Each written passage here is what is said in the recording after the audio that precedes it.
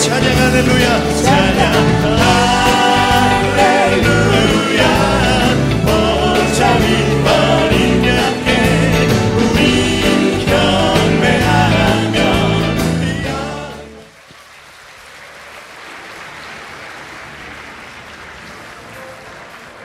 네, 아침은 드셨나요? 네, 제가 한번 문안 여쭙겠습니다. 어제 해보셔서 잘 아실 겁니다. 오늘 여러분 어떠십니까? 제가 문안할 테니까 좋습니다 이렇게 대답하시는 겁니다. 크게 대답하실수록 오늘 큰 은혜를 받으실 겁니다. 네. 오늘 여러분 어떠십니까? 네, 정말 좋아 보이십니다. 다시 한번 제가 여쭙게요. 이번 CBMC 60차 한국대회 어떠셨습니까? 네, 좋으셨죠? 여러분이 좋습니다 하시니까 표정이 천사의 얼굴처럼 아주 밝아지셨어요. 네, 천사가 지나가다가 여기 내 집 있구나 하고 쏙쏙쏙쏙쏙쏙 들어오는 소리가 들리네요. 네. 우리가 이 말을 긍정적으로 하면은 표정이 바뀌고, 또 표정이 바뀌면 생각이 달라지고, 생각이 달라지면 그때부터 행동이 또 아주 적극적으로 창조적으로 나오고, 그 행동이 자꾸 반복되면 좋은 습관이 형성이 돼서 결국 인생이 바뀌게 되는 거죠. 그래서 우리는 그 말씀의 능력을 믿는 사람들인데, 하나님께서 말씀으로 세상을 창조하신 것처럼 여러분들께서 긍정적인 말, 감사하는 말, 칭찬하는 말, 격려하는 말, 찬양하는 말, 하나님의 말씀이 늘 여러분의 입에서 떠나지 않기를 주님의 이름으로 축원합니다. 저는 어제 저녁하고 이 아침을 이어서 할 수 있으니까 너무 좋아요. 더구나 제가 교수 출신이라 예습도 하고 복습도 시키고 이러거든요. 어제는 비전으로 비상하라, fly with vision, 그런 말씀 드렸습니다. 그랬더니 어떤 분은 그걸 축약해가지고 BB 그러셨더라고요. 비전으로 비상하라. 우리는 안 믿는 사람들하고 세상 사람들하고 다른 비전을 품고 살아가야 됩니다. 그래서 차별화된 그 비전, 그것은 세상으로부터 오는 것이 아니고 하나님으로부터 오는 비전을 나의 비전으로 품게 되면서부터, 그때부터 새 역사가 시작이 됩니다. 그래서 우리가 가진 믿음은 엄청난 세계를 만들어낼 수 있는 에너지가 그 안에 들어있는데, 그 믿음의 힘을 실행시킬 수 있는 작동 원리를 어저께 7가지로 말씀드렸습니다. 첫 번째는 have a dream, 꿈을 가지라 그랬고, 그 다음에는 기도하라 그랬고, 그 다음에는 기대하라, 계획하라, 시작하라, 값을 지불하라, 인내하면서 기다려라, 이런 말씀을 드렸습니다. 이렇게 해서 여러분이 가지고 있는 그 꿈을 그 단계를 통해 가지고 실행해 나가는 그런 방법을 어제 모색을 해 보았습니다. 무엇보다 요새 어려운 시기라고 하잖아요. 그래서 비상이라는 말이 우리 한국말은 어디에 쓰느냐에 따라서 이머전시, 아주 위급한 상황이다 해서 비상을 쓰기도 하고, 이번에 우리 주제처럼 fly, 나는 비상에 대해서 쓰기도 하는데, 어쨌든 어떻게 보면은 이 위기가 놀랍게 비상할 수 있는 기회가 될 수가 있습니다. 그래서 위기는 위대한 기회다, 이렇게 말씀하는 분들도 있거든요. 특별히 여러분이 큰 꿈을 가지고 있거나 또 해결해야 될 큰 문제가 있다고 하면은 기죽지 마시고 오히려 더 마음에 어떤 기대를 가지고 임하시길 바랍니다. 큰 일은 어떤 큰 위기 속에서 나타나는 것을 종종 봅니다. 기왕에 붙으려면 센 놈하고 붙어야 뜰 수가 있는 것입니다. 그 양용은 그 골프 선수가 뭐 저 같은 사람 백날 이겨봐야 신문에 나지도 않습니다. 타이거 우즈하고 붙어가지고 이기니까 한 번에 뜨는 것입니다. 센 놈하고 붙어야 됩니다. 다윗이 동네 싸움 백날 해가지고 이겨봤자 알아주지도 않습니다. 그 당시에 제일 센 놈 골리앗하고 붙으니까 당장에 뜨게 되는 것입니다. 모세도 바로왕이 얼마나 대단합니까? 바로 왕 된 사람이니까 그 사람하고 붙어가지고 이기니까 한 번에 뜨게 되는 것입니다. 그래서 나는 왜 이렇게 큰 문제가 있나? 하나님은 왜 나한테 이렇게 큰 꿈을 주셨나? 그것 때문에 주눅들지 마시고 오히려 그 일을 바탕으로 디딤돌로 해서 앞으로 위대한 일들이 또 여러분 안에 내재되어 있는 놀라운 가능성들이 실현될 것을 믿으시길 바랍니다. 오늘은 가치로 비상하라 이런 말씀을 드릴 겁니다. 가비가 되겠네요. 어제는 비비, 오늘은 가비. 가치로 비상하라. 어제는 비전에 대한 말씀을 드렸다면 오늘은 value에 대한 이야기를 할 거예요. 이 V자로 시작하는 좋은 말들이 많아요. 비전, venture, vitality, victory, 하여간 V로 시작되는 말이 굉장히 많은데 이 value에 대한 이야기를 오늘 특별히 산상수훈 예수님께서 남기신 주옥 같은 마태복음 5장, 6장, 7장에 있는 말씀을 꿰뚫어가지고 통전적으로 말씀을 드리려고 해요. 특별히 제가 기독교 사회 윤리학으로 그 밴드빌트에서 PhD를 했는데 보니까 밴드빌트에서 공부하신 정덕주 선배님, 저의 선배님들도 여기 와 계시고 이번에 보니까 제가 저기 전주에서 공부했는데 거기 신흥고등학교 제 같은 반 친구도 여기 와 있고 하여간 CBMC가 대단해요. 여기 와서 만났어요. 할렐루야, 감사합니다. 제가 그 사회윤리학을 공부했기 때문에 오늘은 조금 어제는 영성적으로 했다면 오늘은 조금 지성적으로 어프로치를 하면서 정말 기독교 윤리학이 말하는 킹덤 컴퍼니, 킹덤의 밸류가 뭐냐, 그 얘기를 하려고 합니다. 왜냐하면 우리는 꿈에 있어서도 차별화되어야 되지만은 가치에 있어서도 세상 사람들과 차별화된 가치를 가지고 살아가야 됩니다. 세상은 가격이 결정하는 시대지만은 사실 가격보다 더 중요한 게 가치죠. 그래서 어디에 가치를 두고 살아가느냐에 따라서 그 사람의 인생은 달라지고 또 다른 사람들이 우리를 볼 때 저 사람이 하나님의 사람이구나, 하늘나라의 가치를 이 땅에서 실현하려고 노력하는 사람들이구나 하는 것을 알게 될 겁니다. 이 가치는 여러 분야에서 같이 적용이 되게 되는데 특별히 요사이는 그 패밀리 밸류, 가정의 가치가 참 중요한 시대입니다. 그래서 이번에 부부간에 같이 오신 분들, 또 자녀까지 동반해가지고 오신 분들은 정말 잘하신 겁니다. 한번 손 들어보세요. 이번에 가족들이 같이 휴가 겸해가지고 오신 분들 정말 놀랍습니다. 이분들을 위해서 우리 박수 한번 하십시다. 할렐루야. 여러분들의 가정이 주 안에서 화목하고 또 하나님이 주시는 행복을 가정에서부터 누리고, 그래서 그 사랑과 그 행복이 여러분의 마음과 여러분의 가정 그리고 일터로 또 이 세상으로 점점 번져나가시기를 주님의 이름으로 축원합니다. 이 따로따로 살면요, 연세가 들수록 남자분들이 힘들어져요. 그러니까 젊었을 때 부인을 잘 모시고 다니는 게 필요합니다.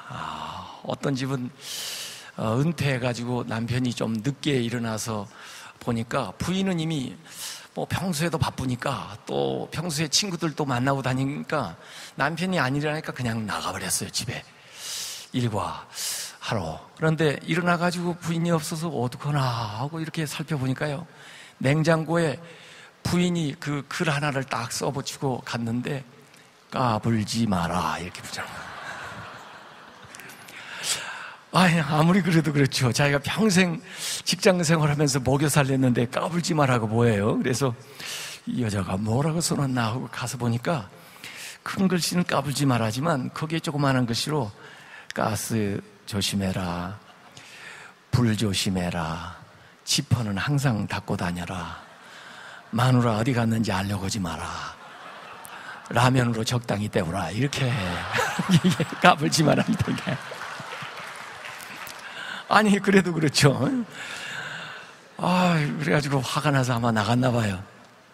저녁에 부인이 들어와가지고 보니까 남편은 어디 가고 자기가 써놓은 까불지 마라는 어디 가고 대신 그 자리에 웃기지 마라가 붙어 있는 겁니다. 그래서 이야 웃기지 마라? 이 남편이 나한테 이제 반항을 하나? 그렇게 하고 가만히 가서 보니까 그것도 큰 글씨는 웃기지 마라 하지만 거기에 웃기고 있네. 기다릴 줄 알았지 내가? 지퍼는 내가 알아서 한다. 마누라 어디 갔는지 알고 싶지도 않다. 라면 좋아하시네. 친구들하고 지금 호텔에서 밥 먹고 있다. 이렇게 서는 것이 웃기지 말합니다.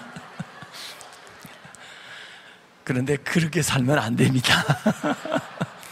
그래서 가델 모임 같은 데 좀 가세요. 그래서 거기 가서 어떻게 정말 행복하게 살 거냐, 이게 참 중요한데 하나님 우리에게 주신 복 가운데 가장 큰 복이 가정의 복이고 또 일의 복입니다. 그래서 가정에서 행복을 누려야 되고 하는 일을 통해서 보람과 행복을 누려야 행복한 삶, 승리하는 삶을 살지 밖으로 많은 걸 이뤘다 할지라도 가정이 불안하고 그리고 또 내 내면이 허하게 되면은 오늘 산상수훈에 예수님 말씀하신 것처럼 모래 위에 지은 집과 같아요. 그래서 평상시에는 별로 차이가 없는 것 같다가도 바람이 불고 또 풍랑이 치고 그렇게 하면은 무너지는 거거든요. 그래서 우리의 인생은 인사이드 아웃, 내면에서 밖으로 경영을 해 나가야 되는데 가장 중요한 것은 내면에 질서를 잡는 건데 우리 인간은 뿌리를 하늘에 두고 이렇게 살아갑니다. 그래서 여러분들이 가지고 온 슬로건 가운데 하늘에 뿌리 내린 기업, 아주 좋은 슬로건을 정하셨는데 사실 우리도 우리 인간의 삶은 식물과 달리 식물은 땅에다 뿌리를 내고 살지만 우리는 하늘에 뿌리를 내리잖아요. 그래서 이 머리털이 이렇게 잔뿌리가 여기 많이 나 있죠. 그래서 위를 향해서 위에서 주시는 하나님의 능력과 성령의 영감을 받아가지고 우리가 이 세상을 살아가는 겁니다. 그래서 이번 기간에 이렇게 오셔서 내면의 질서를 잡는 이런 시간을 가진 거 너무 잘하신 거예요. 그런가 하면 가정, 자녀들을 잘 돌보셔야 되고 그 다음에 일터를 잘 돌보시고 그 다음에 교회를 돌보시고 그리고 세상을 향해 이렇게 나가라고 제가 우리 교인들한테도 그렇게 가르칩니다. 교회 우선하겠다고 가정을 저버리면 그거 좋은 게 아닙니다. 인생은 안에서 밖으로 내면의 나침반이 가르치는 걸 향해서 목적이 지향하는 삶을 살아가야 되는데 성령 받아서 예루살렘과 온 유대와 사마리아와 땅끝으로 이르는 파문형 경영, 연못에 돌을 던졌을 때 파문을 일으키면서 원심력적으로 번져나가듯이 여러분의 인생이 하나님을 중심으로 해서 내면의 믿음의 영적인 질서를 잘 확립하고 가정이 행복하고 여러분의 일터가 풍요롭고 그리고 나아가서 하나님의 사명을 감당해 나가는 그런 회원들 되시기를 주님의 이름으로 축원합니다. 네, 오늘 가치에 대한 이야기를 할 텐데 마하트마 간디라고 하는 사람, 크리스천은 아니었지만은 그 사람이 Seven Deadly Social Sin, 7가지의 사회적 치명적인 죄에 대해서 얘기해 놓은 바가 있습니다. 그 중에 첫 번째는 원칙 없는 정치. 정치가 똑같은 자를 가지고 제지를 않고 이중잣대를 가지고 자기 당은 이렇게 하고 다른 당이 할 때는 거기에 대해서 하고, 이거 원칙 없는 거죠. 원칙 없는 정치, 노동 없는 재물, 일은 하지 않고 소득을 바라는 거, 이것도 사회적 죄라는 거예요. 도덕 없는 상업, 우리가 비즈니스 할 때 거기에 모랄, 윤리가 있어야 되는데 윤리가 없는, 돈만 벌면 된다, 이윤 추구가 절대 목적이 돼가지고 진행되는 그런 사업, 쾌락, 양심 없는 쾌락. 물론 하나님이 주신 온갖 좋은 것들이 있는데 대개 세상은 그 하나님이 주신 좋은 것을 다 까꿀로 또 왜곡시켜가지고 양심 없는 쾌락으로 빠져 들어가면서 인간이 영혼 없는 육체 덩어리가 되면서부터 도덕적인 문란과 해이가 사회에 만연하고 있습니다. 인격 없는 교육, 학교에서 그 현장에서 오늘 변화가 있어야 되는데 앞으로 대학 갈 것만 계속 가르치고 현장에서 변화가 없는, 인격적인 관계가 없는, 동료들과의 같이 사귐이 없는 그런 인격 없는 교육, 인간애 없는 과학, 휴머니티, 과학 안에도 인간성이 담겨있는 인간의 얼굴을 한 과학 기술이어야 되는데 괴물의, 동물의 모습을 하고 있는 과학 기술이 만연하게 되는 거. 희생 없는 제사, 아마 우리 예배 드리는 거에 대한 이야기일 거예요. 예배 안에는 우리의 희생과 헌신이 담겨 있어야 되는데 그냥 형식적인 거칠해 이런 제사, 이런 예배는 백날 드려봤자 신령과 진정으로 예배 드리는 그 사람을 찾는 하나님 앞에는 받아들일 만한 예배가 못 되는 거죠. 요걸 간디가 얘기했다는 건 굉장히 놀라운 일이고, 아직도 이 이야기가 유효하다는 것도 또 놀라운 이야기입니다. 노벨 경제학상을 수상했던 제임스 부캐넌은 그런 얘기했습니다. 한 사회의 발전과 부의 창출에는 원칙과 규범의 준수가 필요하며 한번 파괴된 윤리를 회복하는 데에는 막대한 비용이 소용된다라고 얘기했습니다. 여기서 이 사람이 moral capital, 도덕 자본이라고 하는 얘기를 했습니다. 어제 우리가 무형의 자산에 대한 이야기를 했죠. 20세기까지는 유형의 자산, 토지, 노동, 자본, 이런 것들이 부를 창출했지만은 21세기에 와서는 무형의 자산, 지식, 정보, 관심, 관계, 또 우리가 말하는 영성, 지혜, 영감, 믿음, 이런 무형의 자산이 엄청난 부를 창출하는 것이 21세기의 무형의 자산이라고 그랬는데, 그 무형의 자산 가운데 moral capital, 이 도덕 자본이 들어간다는 얘기를 했던 겁니다. 그래서 물적, 인적 자본 못지않게 도덕 자본, 도덕적 인프라가 아주 중요한 시대가 됐습니다. 그래서 사회 공직자들을 청문회 할 때도 보면은 도덕적인 자질을 검증을 하고 있습니다. 그래서 세계적인 기업, 미국, 일본, 유럽, 남미 최고 경영자 1,500명을 대상으로 해가지고 21세기 최고 경영자에게 가장 필요한 것이 무엇입니까? 라고 물었을 때 그 중에 88%의 사람이 도덕성이라고 대답을 했습니다. 21세기에 훌륭한 경영자가 되기 위해서는 morality, 도덕성이 있어야 된다는 거예요. 더구나 우리는 믿음 생활하는 사람이니까 거기에다가 spirituality, 영성까지 가지고 있어야 21세기의 리더가 될 수가 있습니다. 모세의 그 장인 이드로가 모세에게 같이 저력할 수 있는 지도자를 뽑아가지고 같이 일을 하면은 일이 좀 배분이 되고 좋지 않겠느냐 할 때, 그때 지도자의 자질을 제시한 것이 출애굽기 18장 21절에 나오는데 그 세 가지 얘기를 했습니다. 첫 번째는 하나님을 두려워하고 하나님을 경외하는 것. 하나님을 어느 곳에 있든지 하나님은 우리를 보고 계시기 때문에 하나님의 임재의식을 가지고 하나님을 두려워하는 사람, 그 사람이 정말 하나님의 사람입니다.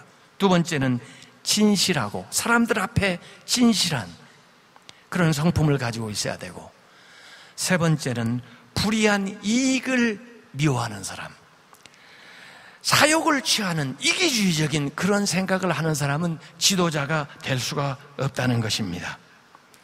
폴 케네디는 강대국의 흥망이라고 하는 책에서 21세기 기업가나 정치가는 성직자에 준하는 고도의 도덕성을 지닌 사람이 아니면 안 된다.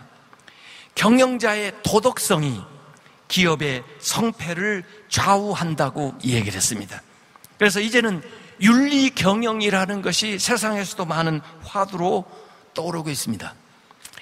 그래서 여러분들이, CBMC 회원들이 앞으로 성직자와 같은 도덕성을 가지고 예술가와 같은 상상력을 가지고 이 땅을 성도해가는 그런 리더들이 다 되시기를 주님의 이름으로 축원합니다.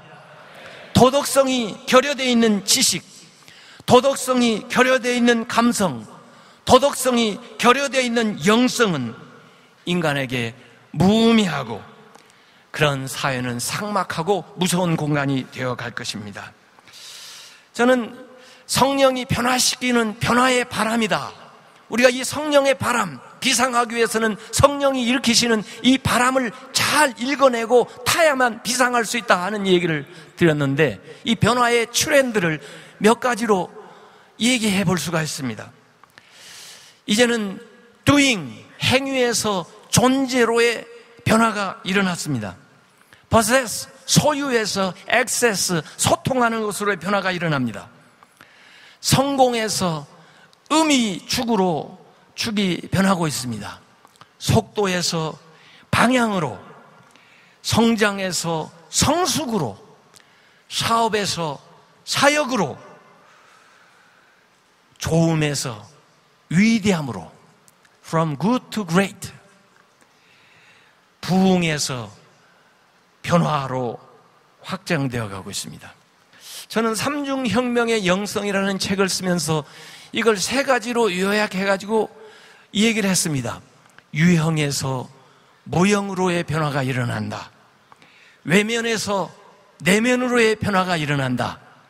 강함에서 유함으로 변화가 일어난다. 그래서 21세기는 그 보이지 않는 것, 내면에 있는 것, 부드러운 것, 이것을 발견하고 그 가치를 극대화시키는 사람들이 21세기의 주역이 될 수 있다고는 말씀을, 제가 작년 신년 할애 때도 서울에서 이 말씀을 전한 적이 있습니다. 인간들이 삶을 지행하는 방식 가운데 value driven, 가치 지향적인 삶을 살아가는 사람이 있는가 하면 그때그때 느끼는 이모션, 감정 지향적인 선택을 하면서 살아가는 사람들이 있습니다. 가치 지향적인 사람은 옳은 일을 하라, 그러면 기분이 좋아질 것이다 하는데, 감정 지향적인 사람은 기분이 좋아질 때까지 기다려라, 그랬다가 하라 하는데, 사실 그런 사람들은 일을 할 수 있는 기회를 전부 놓치고 마는 거죠.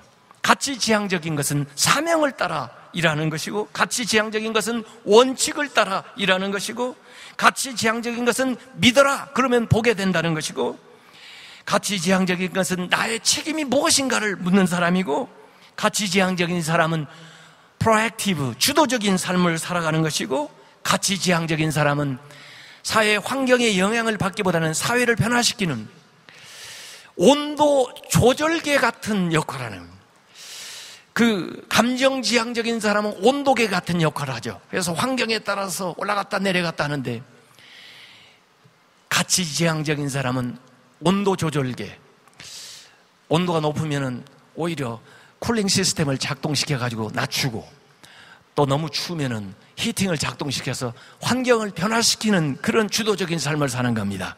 이런 사람들이 리더입니다. 존 맥스웰의 그 리더십의 여러 단계 가운데 가장 리더십의 낮은 단계, 1단계는 뭐냐?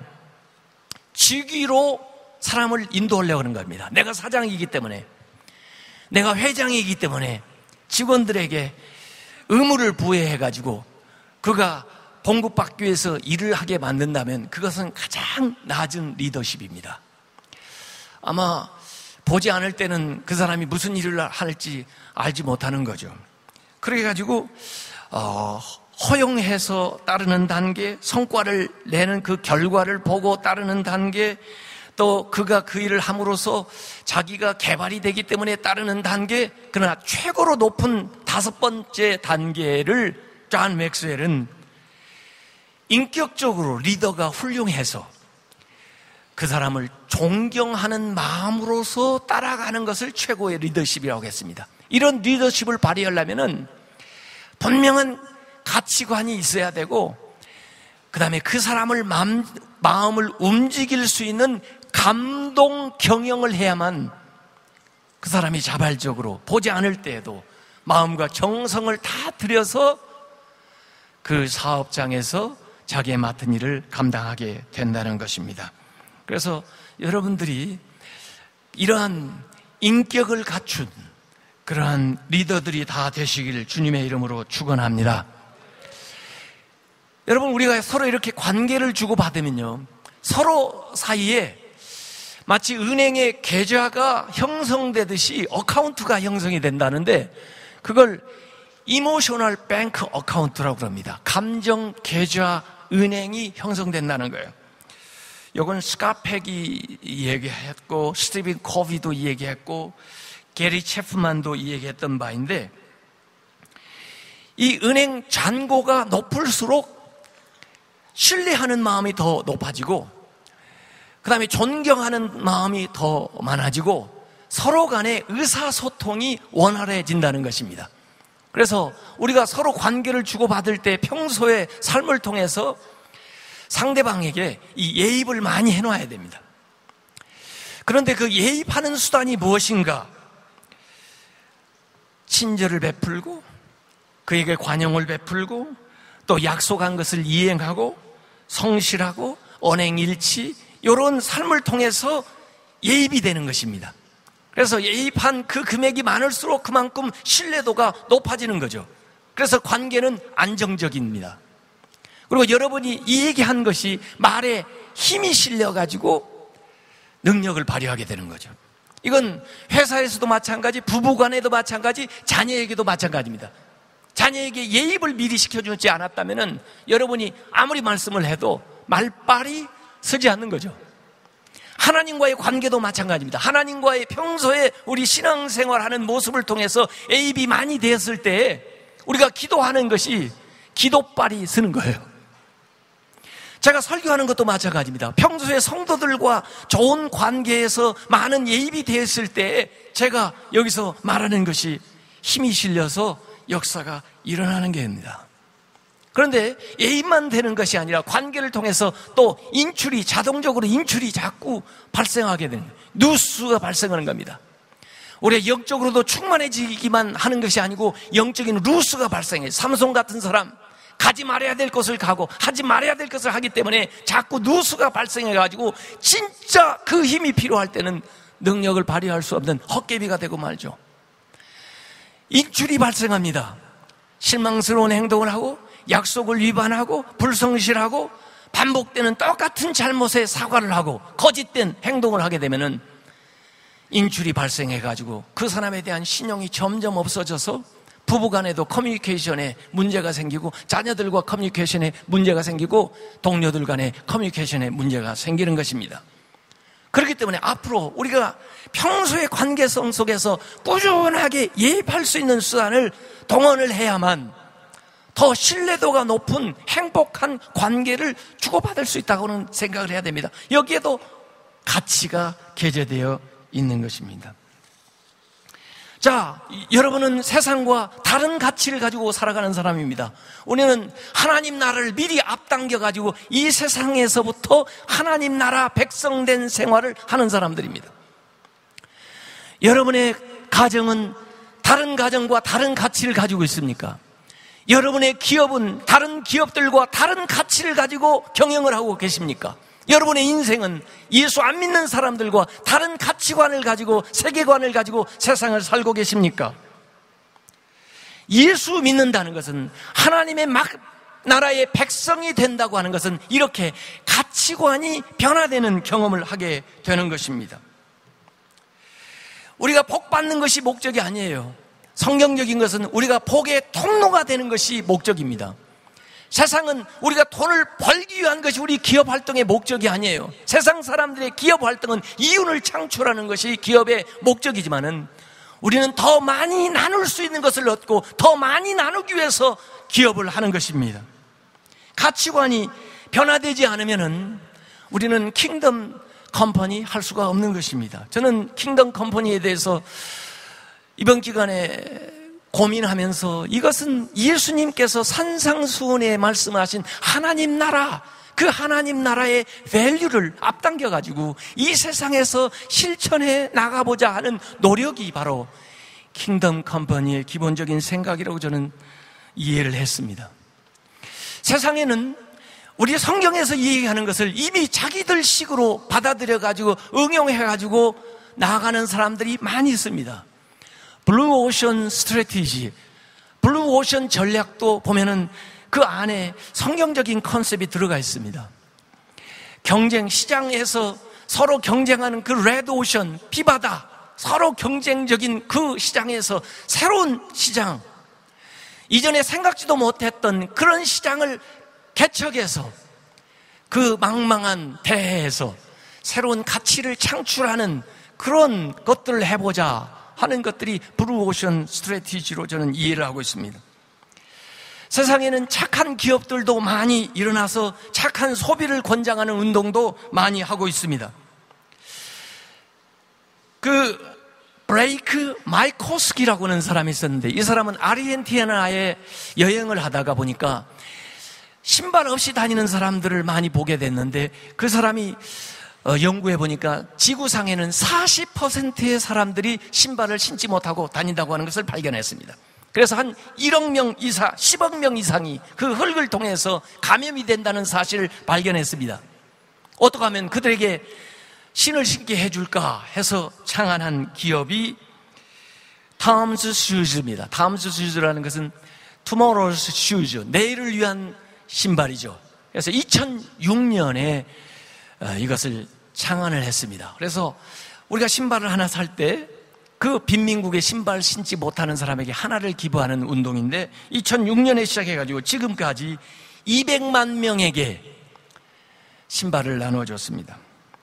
미국의 안경 제조 회사인 와비 파커라고 하는 회사가 있습니다. 이것도 역시 1+1 모델을 도입한 회사입니다. 우리가 안경을 하나 구입하게 되면은 미개발국에 있는 사람에게 역시 안경 하나를 기부해주는 그런 회사입니다. 그래서 다른 광고비 들이지 않고 이런 마케팅 전략, 이 착한 상품, 착한 소비 전략을 통해서 SNS를 통해서 전 세계에 퍼지게 되면서 이 기업도 지금까지 8만 5천 개의 안경을 전달하고 있습니다. 미국 경제학자인 필립 커틀러는 이런 얘기를 했습니다. 세계의 시장은 과거에 기능과 품질을 중시하던 시대에서 디지털과 평판을 중시하는 시대로, 그리고 지금은 사회적 가치를 중시하는 영혼의 시대로 진입하였다라고 얘기를 했습니다. 이제는 기업이 돈벌이의 수단이 아니라 어떤 가치관을 가지고 세상에 어떻게 봉사할 수 있는가 하는 그 영혼을 위한 사업을 해야 내가 하는 서비스와 내가 생산한 그 상품에 하나님께서 혼을 불어넣으시든지 거기에 우리가 영혼을 불어넣어야 그 기업이 살아갈 수 있다고는 얘기를 하고 있는 것입니다. 이게 블루오션 전략, 자본주의 4.0, 사회적 기업, 이 모든 것들이 가만히 들여다보면은 성경적인 개념에서 도입된 여러 가지 이야기들이 있습니다. 그래서 우리 CBMC에서는 킹덤 컴퍼니라고 하는 얘기를 했기 때문에 거기에가 세상 사람들이 주목할 수 있는 다른 가치관, 차별화된 가치를 제시함으로써 다시 한번 비생하는 우리 CBMC 기업들, 회원들 다 되시기를 주님의 이름으로 축원합니다. 킹덤 컴퍼니는 이윤을 추구하거나 단순히 이윤을 분배하거나 돈을 많이 벌어가지고 나누는 이윤 나눈 정도가 아니고 그 기업 활동 자체가 궁극적 가치를 추구하는 그런 기업이 돼야 된다는 것입니다. 하나님의 나라와 의를 구하는 기업이 되어야 한다는 것이에요. 그래서 영혼이 있는 사업이 되고 여러분이 추구하는 대로 여러분의 사업이 그 자체 활동이 사역이 되고 여러분이 하시는 일을 통해서 하나님의 이름을 높이는 그런 기업가들이 다 되시기를 주님의 이름으로 축원합니다. 오늘 우리 한국교회의 위기는 그동안 가지고 있었던 대사회에 대한 신뢰도를 점점 잃어버리기 시작했다는 것입니다. 일제시대도 이러질 않았어요. 6.25 전쟁 그 이후에도 기독교인이라고 하면은 세상 사람들이 존경을 했습니다. 왜냐하면 우리는 다른 가치관, 차별된 가치관을 가지고 다른 생활 방식을 가지고 살았기 때문에 사람들이 존경을 했습니다. 딘 호지라고 하는 사람은 이런 얘기했습니다. 가치 구조 이론, Value Structure Theory를 얘기했는데 교회의 가치가 우리의 가치와 일반적 사회의 가치의 표상이 될 때 참여자들을 촉진시킨다고 그랬습니다. 우리의 교회가 우리 크리스천들이 가지고 있는 그 가치관이 세상 사람들에게 뭔가 다른 소금과 빛의 가치관으로 제시될 때 그것을 보고 저들이 따르게 된다는 것입니다. 그런데 어느덧 지금 기독교는 세속화되고 물질주의, 우상숭배에 만연해가지고 이전에 가졌던 모든 신뢰도를 잊어버렸습니다. 세상 사람들이 교회에 대해서 실망을 하고 등을 돌리기 시작했습니다. 젊은 층에서부터 교회를 떠나기 시작했습니다.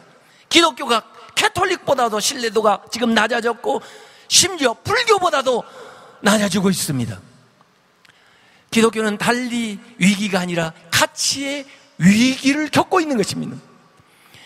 이제는 말로가 아니라 우리의 생활을 통해서, 우리의 삶을 통해서, 우리의 교회의 모습을 통해서 세상과 다른 모습을 우리가 보여줄 수 있어야만 다시 한번 우리는 이 위기 속에서 위대한 기회를 맞이하게 될 줄로 믿으시길 바랍니다. 지금 한국교회의 영적인 위기는 바로 윤리적인 탁월성을 보여주지 못했기 때문에 위기인 것입니다. 초대교회 때는 금과 은은 없어도 예수 그리스도의 이름에 권세는 있었는데 오늘 한국교회는 금과 은은 있지만은 예수 그리스도의 이름의 권세를 잃어버렸습니다. 초대교회는 보잘것없었지만은 세상 사람들에게 칭송을 받는 공동체였는데 오늘 우리의 교회는 거대해졌지만은 세상 사람들에게 지탄을 받는 그런 공동체가 되고 말았습니다. 저는 오래전에 성경 한 권을 샀었는데 그 성경을 집에 와서 보니까 갈라디아서가 통째로 없더라고요. 그래서 이 파본된 성경을 다시 서점에 가서 바꾸면서 생각을 해봤습니다. 아니, 이 성경만 갈라디아서가 없는 게 아니라 사실 내가 보는 성경, 내가 읽는 성경도 구멍이 숭숭 난 성경을 나는 가지고 다니지 않나. 나한테 불리하니까 이 말씀을 읽지 않고 이 말씀을 전하지 않고 이것은 나에게 손해가 될 것 같으니까 이 말씀은 지키지 않고 따르지 않고 하나님이 주신 이 말씀조차도 내 편리와 내 이익에 따라서 주사 선택하는, 그래서 내가 가지고 있는 성경은 이미 뜯어지고 구멍이 뻥뻥 나버린 그 성경을 가지고 하나님의 말씀이라고 보고 나가는 이름만 그리스도인 기독교 무신론자가 이 땅에 많이 있다는 것입니다. 여러분, 하나님께서 이 말씀을 주신 것은 우리 인생의 행복 비결이며 우리가 살아야 지켜야 될 하나님의 말씀입니다. 이것은 눈으로, 귀로, 입으로만 읽는 게 아니라 우리의 몸으로 읽어야 될 말씀입니다. 이 말씀이 우리의 몸을 입고 육화되어서 엠바디먼트, 이 세상에서 나타내야 될 말씀입니다. 예수님에게서 말씀이 성육신하는 것처럼 이 하나님의 말씀은 내 몸을 입고 싶어 하십니다. 여기 인생의 비결과 행복의 비결과 성공의 비결과 세상을 살아가야 될 가치에 대해서 주님께서 우리에게 가르쳐주고 계십니다. 이 말씀이 여러분의 사고가 되고 여러분의 언어가 되고 여러분의 행동이 되고 여러분의 삶이 되시길 주님의 이름으로 축원합니다. 이 하나님 말씀이 휴먼 오퍼레이션 매뉴얼이에요. 기업도 운영하는 지침을 하나님께서 이 말씀에서 주신 것입니다. 그렇기 때문에 우리는 이 말씀을 따라 살아가야 돼요. 오늘 우리 한국교회는 세속주의, 우상 숭배, 또 물질주의 때문에 어려움을 겪고 있습니다. 하나님의 주신 이 썩지 아니하는 하나님의 영광을 썩어질 사람과 새와 짐승과 기어다니는 우상으로 가치가 전도되고 혼란된 시대를 살고 있습니다. 어떤 사람이 자기 집에 골동품이 많이 있는데 휴가를 가면서 도둑이 올 것을 걱정해가지고 어떻게 할까 하다가 싸구려 미술 그림 파는 가게에 가가지고 작품들을 막 사왔대요. 그래가지고 거기다가 그 비싼 가격 표를 붙여가지고 같이 진열을 해놨다는 거죠. 집에 한 6개월 동안 유럽 여행하고 돌아왔더니 도둑이 들었는데 전부 훔쳐간 것이 그 가짜로 붙여놓은 그 미술품만 다 가져가고 골동품들은 그냥 놓고 갔답니다. 여러분이 가치 있게 여기는 것과 세상이 가치 있게 여기는 것이 같습니까? 다릅니까? 지금 우리가 겪는 불황보다 더 심각한 것은 가치의 위기입니다. 우리의 도덕 회복을 통해서 경제 불황을 대응할 수 있어야 되는 것입니다. 우리의 경제가 가치보다 더 우선하게 되면 그것이 곧바로 우상숭배가 되는 것입니다. 시장의 덕목은 가격이 아니라 가치가 되어야 하는 것입니다. 그러나 지금 시장은 시장의 가격이 덕목을 제압하는 시대가 되었습니다. 자, 예수님께서 말씀하신 산상수훈으로 돌아옵니다. 산상수훈 전체의 말씀은 하나님 나라에 대한 이야기입니다. 그 당시에 사람들의 여러 가지 세계관이 있었는데 대표적으로 성속을 이분법적으로 생각하는 SNF파들의 종말론적인 사고가 있었습니다. 그래서 세상을 떠나가지고 한 곳에서 그냥 한적하게 신앙생활을 한다고 생각을 했어요. 세상 일에 관심이 없었습니다. 그리고는 메시아가 올 것만 기다린다고 생각한 게 그게 SNF파예요. 그런가 하면 적극적으로 세상에서 이 땅에서 하나님 나라를 만들어 보겠다는 열심당들이 있었습니다. 그들은 자기들의 힘으로 로마에 대항해서 메시아의 왕국을 만들어 보려고 했습니다.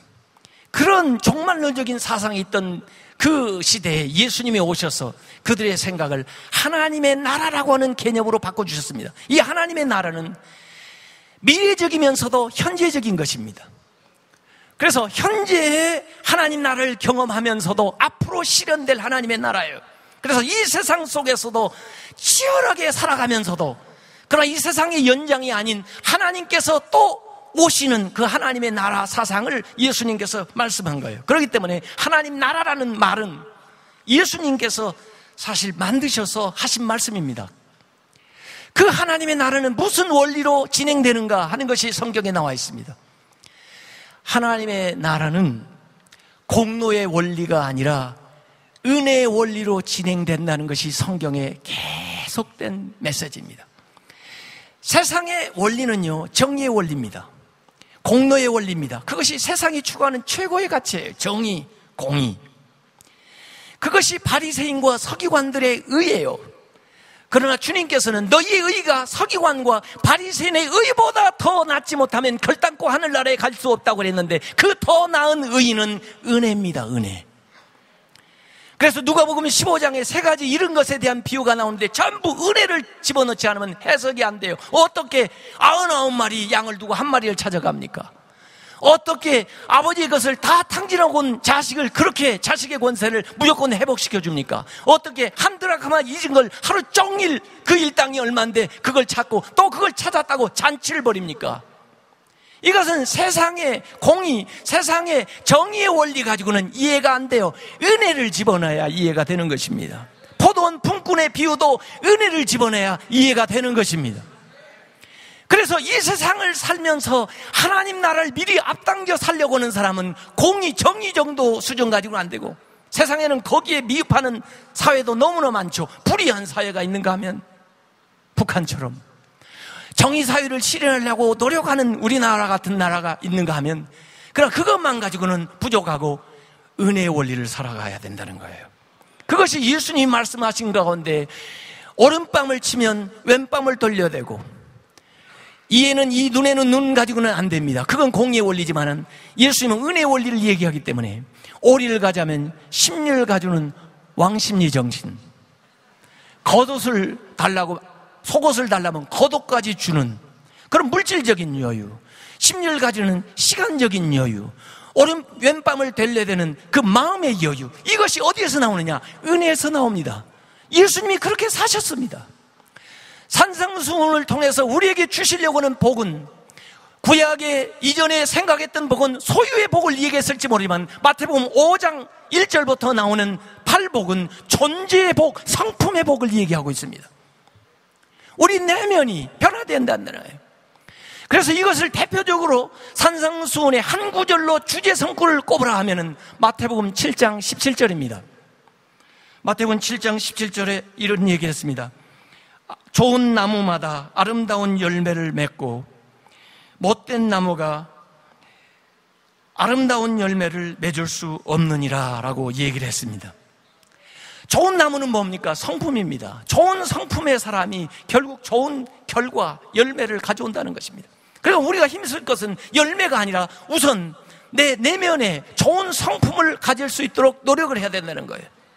그 성품은 가치하고 연관이 되어 있는 것입니다. 그런데 예수님은 굉장히 현실적인 분이에요. 제가 기독교 윤리를 전공했는데 이것을 뭐라고 얘기하냐면 크리스천 리얼리즘이라고 그럽니다. 크리스천 리얼리즘. 크리스천이라고 해서 아이디어하게 살아가는 게 아니에요. 그렇다고 해서 또 우리가 크리스천이지만 세상에는 리얼리스트들, 현실적으로 살아가야만 되는 것도 아니에요. 그 양자, 택일이 아니라 크리스천 리얼리즘. 크리스천이면서도 또 세상을 잘 알면서 현실적인 삶을 살아가는 게 기독교 현실주의라고 그래요. 이걸 예수님께서 한마디로 표현하는 게 비둘기처럼 순결하고 뱀처럼 지혜로우라는 거예요. 사실 뱀처럼 지혜로운 게 아니고 뱀처럼 교활하라는 거죠. 뱀과 비둘기는 같이 할 수 없는 캐릭터예요. 같이 한 우리에다 놓는다면 뱀이 비둘기를 잡아먹을 거예요, 아마. 그러나 이 세상은 뱀같이 살아가는 사람이 너무나 많습니다. 그러나 우리는 비둘기와 같은 하나님의 사람들입니다. 그러나 이 세상은 아직 하나님의 나라가 아니기 때문에 이 세상 속에서 우리가 살아가기 위해서는 nicely calculated, 이 라놀드 니버의 말인데 잘 계산을 해가지고 때로는 많은 악 가운데에는 소악을 선택해야 되고 better, 그 다음에 좋은 것 가운데는 더 좋은 것을 선택해가면서 살아가는 거예요. 현실적인 거예요. 이 세상에는 절대적인 게 없습니다. 하나님만이 절대적이고 우리는 모두 다 상대적이에요. 우리가 의롭다는 것도 절대적인 의의가 없고 상대적이에요. 그렇기 때문에 우리가 가진 의의로는 절대 구원 받을 수가 없습니다. 왜냐하면 하나님은 절대 의의를 원하시기 때문에. 절대 의의는 오직 예수 그리스도를 통해서만 절대 의의가 옵니다. 예수 그리스도를 믿을 때만 우리에게 절대 의의가 임해서 내가 부족하고 연약함에도 불구하고 구원받을 수 있게 되는 거예요. 그러나 이 세상은 상대적입니다. 누가 누구보다 의롭고 누가 누구보다 못한 거예요. 그렇기 때문에 때로는 소악을 선택해야 되고 때로는 더 나은 것을 선택해야 됩니다. 그래서 이 산상수훈에는 예수님께서 양자택일을 얘기하지 않고 비교급을 활용하면서 또 우선순위를 활용하면서 얘기합니다. 사실 이 산상수훈의 정신은 십계명에서 옵니다. 구약의 십계명도 가치의 체계를 가르쳐 줄 겁니다. 10가지 계명, 왜 10가지 계명을 만들었겠어요? 손가락이 10개니까 외우기 쉬우라고 10개로 만들어졌어요. 그런데 이 10개의 계명을 가만히 보면 가치의 우선순위에 따라 적혀 있습니다. 하나님에 대한 관계 제일 먼저 나와요. 그리고 사람의 가정에 대한 이야기, 그 다음에 물질에 대한 이야기가 나옵니다. 그걸 거꾸로 하면 가치가 전도되는 겁니다. 그게 우상숭배입니다. 하나님을 섬기고 사람을 사랑하고 물질을 다스리면서 살게 한 것이 하나님의 창조 질서예요. 십계명 안에도 십계명을 열 수 있는 열쇠가 들어가 있습니다. 그것이 제1계명과 제10번째 계명입니다. 그것은 뭐냐면 마음의 동기를, 의도를 얘기하고 있습니다. 나 외에 다른 신을 두지 마라 하는 첫 번째 계명, 두 번째 계명과 같이 중복되는 것 같지만 다릅니다. 나 외에 다른 신을 두지 마라는 것은 내면의 요구입니다. 마음에 대한 이야기죠. 두 번째는 외면에 우상을 만들지 마라, 새기지 마라는 얘기예요. 10번째 계명은 탐내지 마라는 겁니다. 그 앞에 7번째는 도적질 하지 마라가 나와 있어요. 그것과 다릅니다. 탐내지 마라는 마음의 동기에 대한 이야기예요. 그 두 동기에 대한 계명을 처음과 마지막에 주신 이유는 나머지 계명들을 전부 다 그 열쇠로 해석하라는 것입니다. 따로따로 떨어져 있는 게 아니에요. 예수님께서 그렇게 산상수훈에서 해석하는 겁니다. 음욕을 간음하지 마라 하는 것을 들었지만은 나는 너희에게 분명히 말하는데 네 마음의 동기가 음욕을 품고 있다면은 이미 간음했느니라. 살인하지 말라는 얘기 들었지만은 네 마음의 동기에 이미 미워하는 마음이 있다면은 살인을 시작했느니라. 이 모든 것이 동기를 비롯해서 그 계명들을 해석해 주는 것입니다. 그래서 오늘 예수님께서 산상수훈을 할 때도 우선순위로 하나님과의 관계에 대해서 얘기하고 인간관계에 대한 이야기하고 물질에 대한 관계를 가지고 이 얘기를 하면서 해석을 해 주시는데, 하나님과의 관계에 있어서는 마태복음 5장 24절이 나옵니다. 예물을 제단 앞에 두고 먼저, 여기 먼저라는 말을 주목해 보십시오. 전부 먼저라는 얘기예요. 우선순위가 먼저 가서 형제와 화목하고 구해와서 예물을 드리라. 예물을 드리려다가 제단 앞에서 형제에게 원망 들을 만한 일이 생각났을 때입니다. 왜 예물을 드리다가 이런 생각이 났을까요? 성령이 주시는 생각입니다. 성령이 지적해 주시는 것입니다. 우리는 마치 인본주의자라고 생각할지 모르지만 예수님은 얘기합니다. 아니, 먼저 가서 인간관계 잘하고 그리고 와서 예배 드리라는 거예요. 왜 그럴까요? 예배가 덜 소중해서 그럴까요? 아니에요. 예배가 소중하기 때문에 그럽니다. 여러분이 드리는 예배가 여러분의 마음과 생각과 전념을 다한 예배가 돼야 참 예배가 되기 때문에 형식적인 예배 드리지 말라는 겁니다. 형제하고 화목하지도 못하고 해결될 문제 해결하지 못하고 그런 마음의 상태를 가지고 와서 성령이 가르쳐 주시는데도 불구하고 형식적으로 예배 드린다고 해서 우상은 받을지 모르지만 하나님 받지 않는다는 것입니다. 그렇기 때문에 예배자가 중요한 거예요. 우리가 드리는 예물이 중요한 것이 아니고 우리 예배자가 하나님 앞에 받으실 만한 인물이 돼야 되는 것입니다. 예배자는 평소의 삶에, 일상생활에, 가정생활에서 예배 드릴 수 있는 그런 자세를 갖추고 나와야만 그 예배자 때문에 그가 드리는 예물도 하나님이 받아주신다는 겁니다. 가인의 재물이 문제가 있는 것이 아니라 가인이 하나님 앞에 연락되지 않기 때문에 그가 드린 예물도 연락되지 않는 것입니다. 아벨이 하나님 앞에 연락됐기 때문에 그가 드리는 예물이 연락되게 되는 것입니다. 우리는 평생 예배하면서 살아야 되는 사람들이에요. 여러분 자신의 삶을 통해서 하나님 앞에 여러분 자신이 먼저 연락되시길 주님의 이름으로 축원합니다.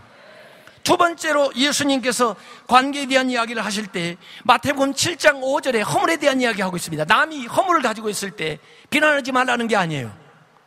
중보하지도 말라는 게 아니에요. 관심 없이 살아라는 게 아니에요. 우선순위가 있다는 것입니다. 외식하는 자요, 먼저 너의 눈 속에 있는 들보를 빼어야 그 후에야 밝히 보고 형제의 눈 속에 있는 티를 빼리라.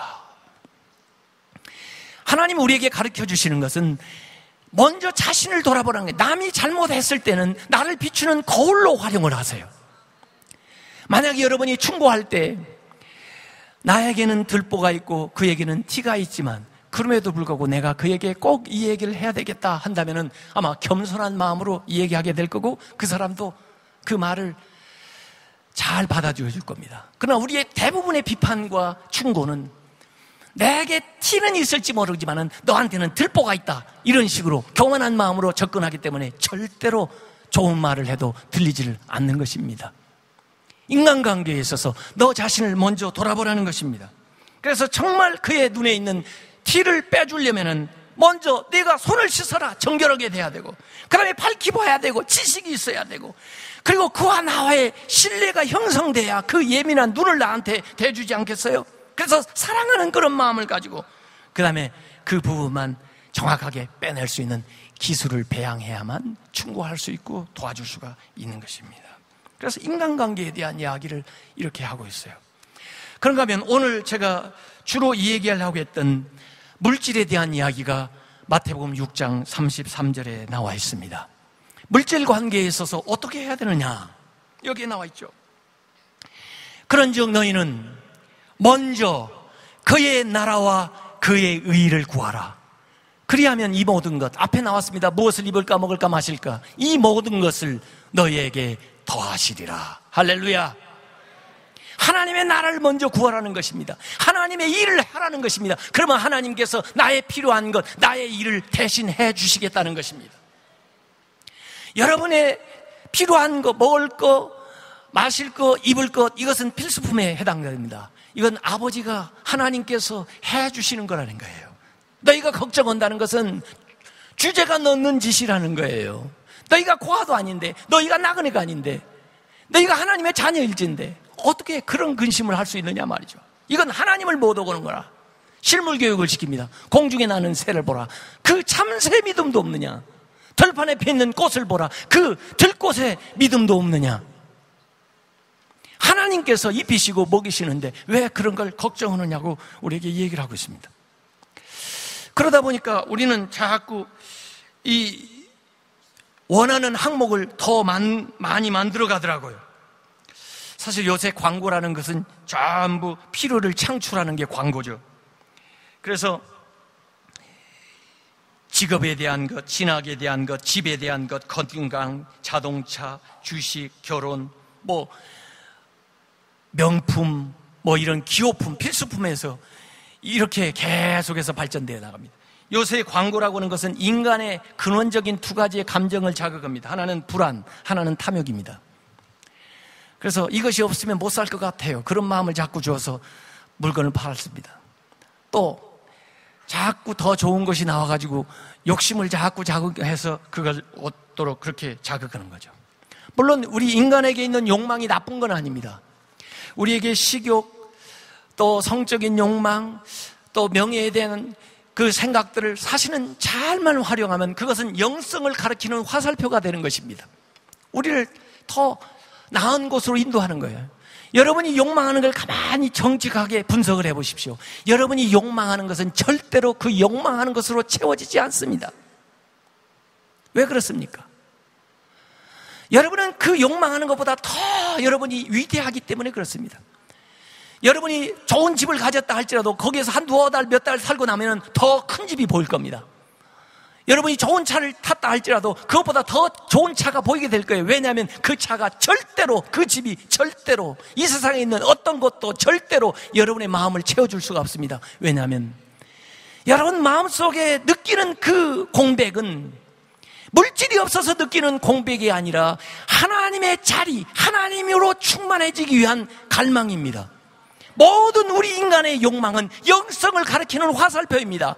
그래서 주님이 오실 때만, 예수의 그리스도를 온전히 내 마음에 모실 때만 내 삶에 참된 만족이 있는 것입니다.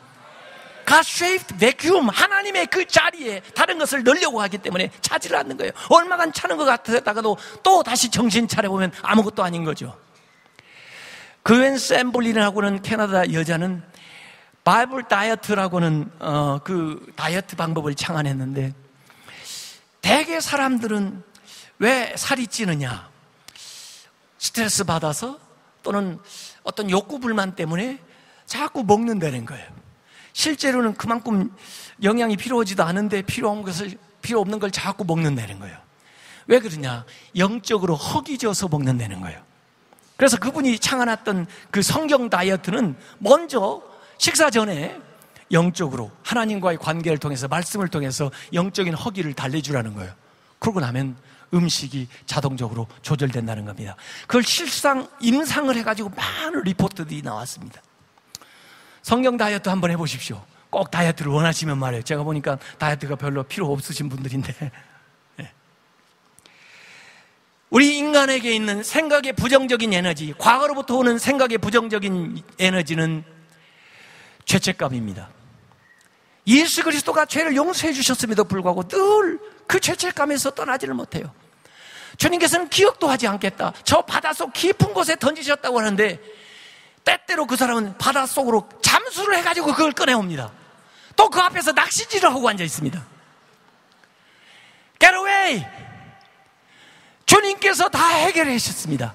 여러분의 무거운 짐을 주님께 맡기십시오. 예수 그리스도가 십자가에 못 박혀 돌아가셨기 때문에 이전에 짐승의 희생으로도 우리의 죄가 용서받았다면 예수 그리스도의 그 보배로운 피가 하나님의 아들이 어찌 여러분의 죄를 용서하지 못하겠습니까? 이전에 지은 죄뿐만 아니라 앞으로 우리가 지을 모든 죄까지도 이미 하나님께서 값을 하셔서 갚아주신 거예요. 죄책감을, 과거로부터 오는 걸 떨쳐버리세요. 이건 마귀가 와서 자꾸 괴롭히고 우리에게 송사하는 것입니다. 그 속임수에 속지 마세요. 그리고 미래로부터 오는 생각의 부정적인 에너지는 염려입니다. 앞으로 오지도 않을 건데 우리는 5만 가지의 염려를 하고 있습니다. 염려에도 순서가 있어요. 1번, 2번, 3번, 4번. 1번을 해결하고 나면 염려가 끝날 줄 아십니까? 2번이 1번으로 떨어집니다. 3번이 2번으로 떨어집니다. 또 그 1번 해결하면 끝날 줄 아십니까? 2번이 1번으로 떨어집니다. 5만 가지 염려를 가지고 삽니다. 여러분의 염려를 주님께 맡기시길 바랍니다. 우리가 믿음으로 산다고 하는 것은 염려를 주님께 맡기고 살아가는 거예요. 두려움 없는 삶을 살아가는 것입니다. 믿음의 반대는 불신앙이 아니라 믿음의 반대는 두려움입니다. 그래서 성경에 두려워하지 말라, 두려워하지 말라, 두려워하지 말라, 내가 너와 함께하리라, 두려워하지 말라, 내가 너를 도와주리라, 두려워하지 말라, 믿기만 해라, 두려워하지 말라. 심지어 366번 두려워하지 말라라고 나와 있다고 그럽니다. 왜 366번인가? 1년이 365일이니까 매일 두려워하지 말라 하고 혹시 윤년이 있을 경우를 대비해서 하나 더 집어넣는. 할렐루야! 여러분의 염려를 주님께 맡기십시오. 여러분, 예수님께서 오늘 산상수훈의 고백 여기 말씀한 것을 가만히 보면요, 염려가 어디 나오나 봤더니 기도와 기도 교훈 사이에 나오더라고요. 보니까 마태복음 6장 5절에서 15절까지 기도에 대한 이야기가 나오고 또 7장 7절부터 11절까지 기도에 대한 이야기가 나오는데 그 가운데 염려가 나오더라고요. 기도 쉬는 중간에 염려가 나오는 것입니다. 그렇기 때문에 염려하지 말고 기도하시기 바랍니다. 염려하지 말고 기도하라. 염려하지 말고 기도하라. 염려하지 말고 기도하라. 염려하지 말고 기도하라. 염려하지 말고 기도하라. 이것은 생각의 한 끗 차이입니다. 아, 내가 결제할 것이 없는데 이건 염려입니다. 이걸 기도로 어떻게 바꿉니까? 하나님, 내가 내일 모레까지 결제해야 되는데 하나님이 도와주십시오. 기도입니다. 여러분, 생각에서 얼마든지 여러분의 염려가 떠오를 때 그것을 기도로 바꿀 수가 있습니다. 염려하지 말고 주님께 아뢰시기를 바랍니다. 주님께서 여러분을 관심 갖고 계십니다. 주님께서 권고하고 계십니다. 여러분, 우리가 생각하는 거 사실은 조금만 지나면 없어져요. 좀만 기다리면 되는 겁니다. 사람들은 외모에 지나치게 관심 가지고 어디 자꾸 돌아다니는데 조금만 참으십시오. 60대가 되면 외모가 평준화된다고 합니다. 학벌 때문에, 지식 때문에 애타하시는데 조금만 기다리십시오. 70세가 되면 아는 사람이나 모르는 사람이나 그게 그거라고 합니다. 80세가 되면은 재물의 평준화가 이루어진다고 합니다. 90세가 되면은 건강의 평준화가 이루어져서 살아있는 사람이나 그러지 않은 사람 거의 비슷하게 된다는 그런 말도 있어요. 여기 있는 분들한테 해당이 안 되지만은 염려하지 마십시오. 주님께 맡기십시오. 대신에 생각이 주는 긍정적인 에너지가 있는데 과거로부터 오는 생각의 에너지는 기억력입니다. 하나님께서 여러분을 어려운 가운데 도와주셨던 기억을 다시 한번 되살려내십시오. 그리고 그 기억에 기반해서 앞으로 하나님께서 도와주실 일들을 상상하십시오. 과거로부터는 기억력과 미래로부터는 이 상상력이 만날 때 창의력을 발휘해서 이전에 경험하지 못했던 놀랍고 새로운 일들이 여러분에게 나타날 것을 믿으시길 바랍니다.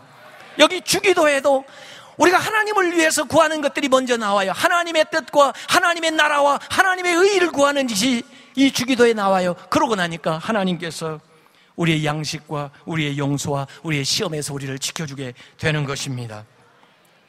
여러분, 물질에 대해서 이렇게 생각하면 안 됩니다. 내 것을 어떻게 하나님을 위해서 사용할까? 이건 틀린 생각입니다. 대신에 하나님의 것을 어떻게 하나님의 뜻대로 사용할까? 이게 물질에 대한 바른 생각입니다. 물질의 주인이 여러분이 아닙니다. 하나님이 주인이세요. 여러분, 이 세상을 살 때 돈의 논리로 살지 마십시오. 돈이 되니까 이걸 하자, 돈이 없으니까 이거 못하겠다. 그것은 돈의 논리입니다. 믿음의 논리는 하나님의 뜻이니까 이걸 하자. 하나님이 공급하시니까 이 비전을 이루어 나가자. 이것이 하나님의 사람의 삶의 방식이 다른 것입니다. 오래전에 로버트 기요사키라고 하는 사람이 부자 아빠, 가난한 아빠라고 하는 책을 썼는데 거기에 금융지능이라는 얘기도 하고 그랬는데 거기에 여러 가지 원칙을 얘기했더라고요. 이거 가만히 보니까 성경적인 거에서 나온 것 같아요. 돈을 위해서 일하지 말고 돈이 당신을 위해서 일하게 해라. 여러분 여기 앉아있는 사이에도 돈이 여러분을 위해서 일한다면 좋은 거예요. 그거 잘 생각해보세요. 어떻게 하면은 내가 휴가를 보내는 사이에도 이 돈, 얘들은요 휴가도 안 보내고 계속 일하거든요. 그걸 할 수 있는 것을 여러분이 해야 됩니다. 또 돈을 따라다니지 말고 돈이 당신을 따라다니게 해라. 돈이 여러분한테 달라붙어야죠. 여러분이 돈 따라다니다가는 걔들이 얼마나 빠른지 돕니다. 돌아. 돈이 돌고 도는데 못 돌게 하려고 거기 이름까지 써가지고 가지고 있으면요 그때는 얘들이 사고치고 나갑니다.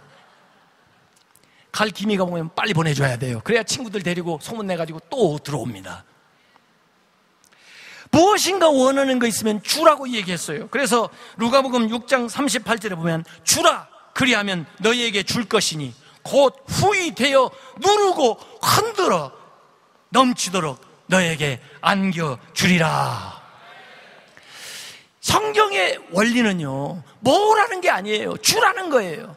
우리가 더 많이 드리기 위해서 사업도 하고 더 많이 나누기 위해서 하나님의 일도 하는 것입니다. 더 많이 나누는 것에 대해서 여러분이 목적의식을 가지고 있으면 하나님께서 그쪽으로 물기를 내가지고 돈기를 내가지고 여러분께로 나올 수 있도록 해주는 걸 믿으시기 바랍니다. 마지막으로 기독교적인 가치관. 사실은 제가 기독교 윤리학자로서 제가 한국 기독교 윤리학회 회장도 지냈는데 요걸 제가 킹덤 컴퍼니 컨셉을 한번 제시하고 싶어요. 여러분들이 한번 이걸 가지고 디스커션을 하면 좋을 것 같아요. 이 가치 체계가 있는데 기독교 가치 체계를 주님께서 우리에게 이 얘기를 하신 게 있습니다. 우리 인간 모두 다 구체적으로 추구하는 게 있어요. 그게 권력, 명예, 돈 이런 것들입니다. 이 희소 가치라고 그래요. 구체적인 가치는. 희소 가치라는 것은 한정되어 있다는 거죠. 가짐의 가치예요. 이걸 가진다고 그러죠. 이걸 가지면 파워, 힘이 생기는 거예요. 그래서 모두 다 이걸 갖고 싶어 해요. 그런데 이게 한정적, limited value이기 때문에 모두 다 갖고 싶어 하니까 싸움이 일어나는 거예요. 레드 오션이 되는 거죠. 피바다가. 이게 세상입니다. 그러나 우리 기독교는 뭘 제시하냐면 궁극적 가치를 제시하는 겁니다. 그 위에 있는 가치가 있다는 것입니다. 보이지 않지만 더 상위에 있는 가치가 있다는 겁니다. 그게 하나님의 나라와 의입니다. 그것이 구체적으로 나타나는 게 자유, 평화, 사랑 뭐 이런 것들입니다. 이건 무한성이에요. 나눌수록 더 커지는 거고 더 풍성해지는 것입니다. 그래서 대표적으로 그냥 러브라고 얘기할 수 있어요. 우리의 그 기업이 킹덤 컴퍼니가 되려면 이 궁극적 가치를 추구하는 기업이 돼야 되는 것입니다. 그러면 그 궁극적 가치를 지향하기 위한 중간 단계가 있어요. 그걸 근사치적 가치라고 합니다. 그걸 매개해 주는 것이 뭐냐면 이 세상에서 정의입니다. 정의. 이걸 됨의 가치라고 그래요. 됨, being. 제일 아래 구체적 가치는 have, 소유의 가치라면은, 가짐의 가치라면 그 자체인 것은 되는 거예요. 여러분이 사장이 되든지 의사가 되든지 교수가 되든지 목사님이 되든지 되는 겁니다. 그러니까 됐는데 되어가지고 정치가가 되어가지고 더 많은 권력을 갖고 더 돈을 가지려고 그렇게 아래로 내려오면 그건 가치의 타락입니다. 가치가 전도된 것입니다. 여러분이 되십시오. 그러나 왜 그 사장이 되었느냐?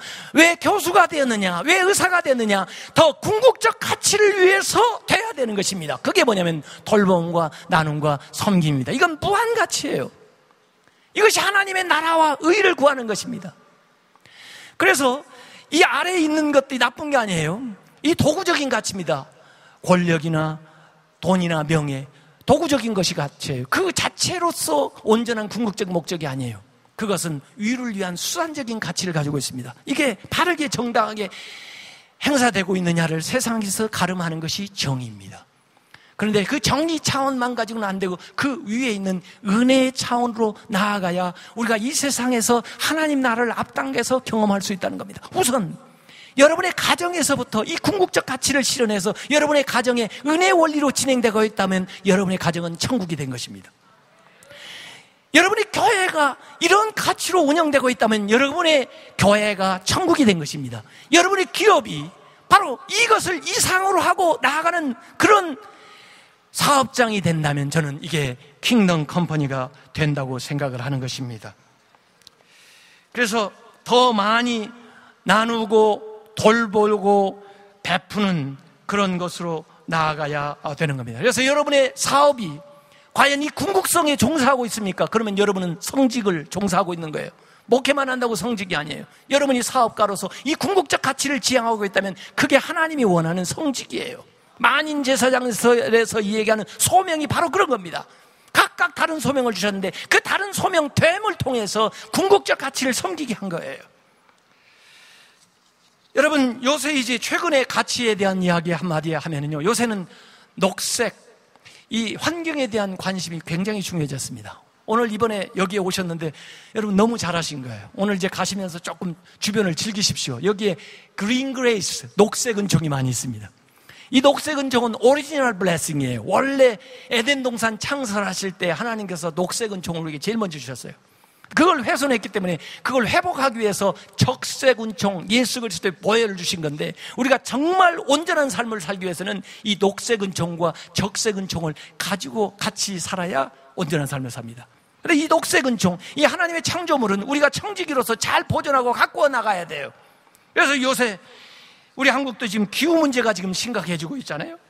AI라든지 유전자 조작이라든지 인간 복제라든지 핵 위험이라든지 뭐 여러 가지 이 환경에 관련된 일들이 앞으로 많이 벌어질 겁니다. 이 모든 것들을 통해서 우리가 어떻게 하나님을 섬길 수 있는가를 생각을 해야 됩니다. 이제는 윤리가 과거보다 폭이 굉장히 넓어졌어요.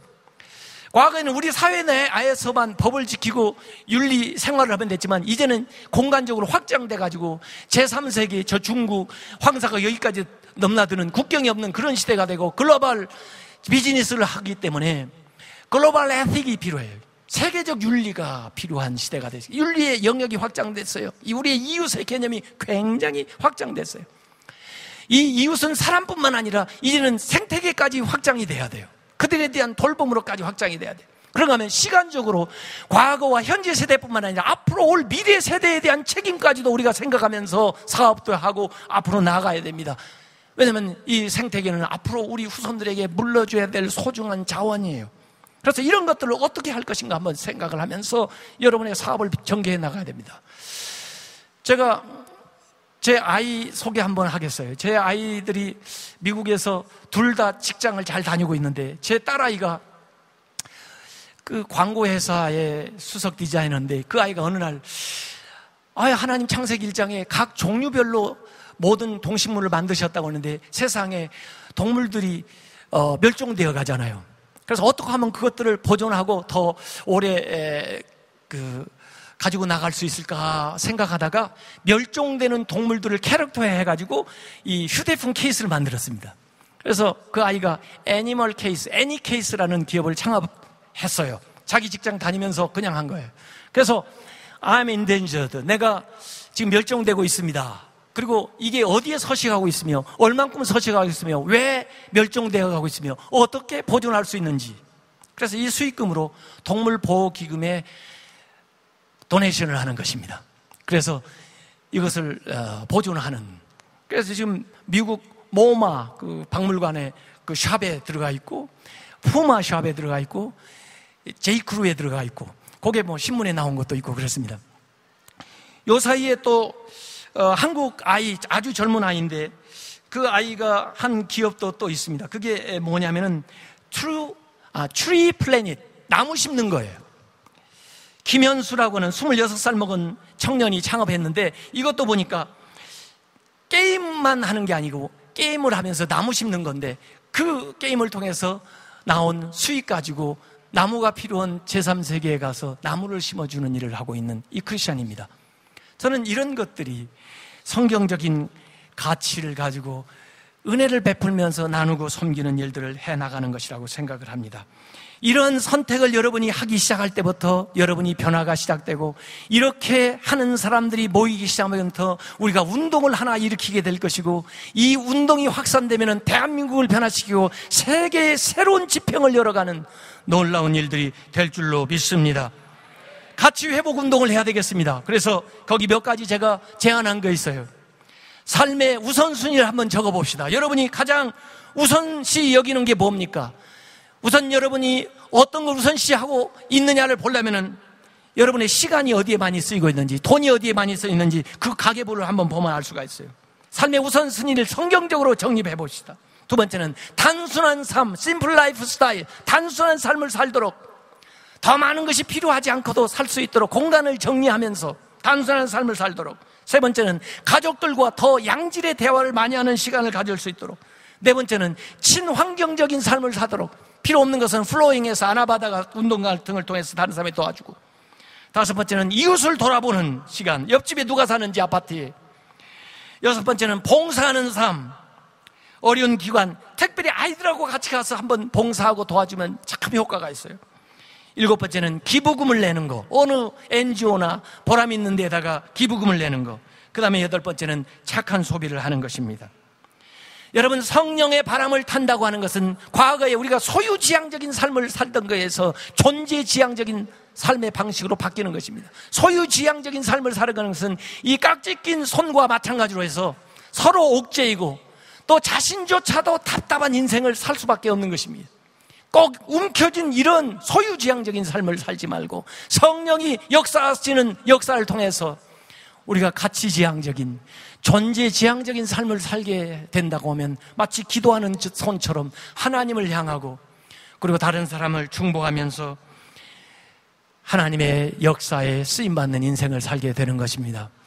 오늘 우리가 비상하자라고 하는 제목을 가지고 제가 어제와 오늘에 걸쳐서 두 가지의 이야기를 했습니다. 하나는 세상과 차별화된 비전, 하나님께서 위로부터 주시는 그 비전을 다시 나의 꿈으로 품으면서 그 하나님이 일으키시는 성령의 바람을 타자고 하는 비전으로 비상하자 하는 말씀을 했습니다.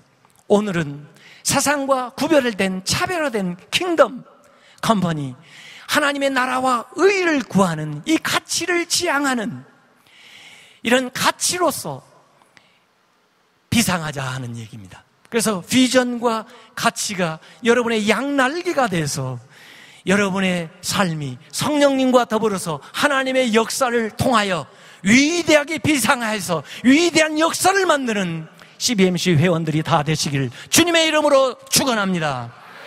기도하겠습니다. 할렐루야. 감사합니다. 하나님 아버지, 60주년을 맞이하면서 이제 다시 새롭게 시작할 수 있는 기회를 주신 것을 감사합니다. 이제 저희들이 비상하기 위해서 새로운 비전을 저희들에게 부어 주시옵소서. 세상과는 차별화된 가치를 저희에게 부여해 주시옵소서. 그래서 주님이 주시는 이 비전과 가치를 양날개로 해서 성령이 이끌시는 이 바람을 타고 넓은 세상과 또 하나님의 영광을 위해서 위대하게 비상하는 하나님의 귀한 사자들, 하나님의 귀한 일꾼들, 지도자들 다 될 수 있도록 저들의 가정을 축복하여 주시고 저들의 기업을 축복하여 주시고 저들의 사역이 하나님의 영광을 드러내는 하나님 나라의 기업이 되게 하여 주시옵소서. 예수님의 이름으로 축복하며 기도하옵나이다. 아멘.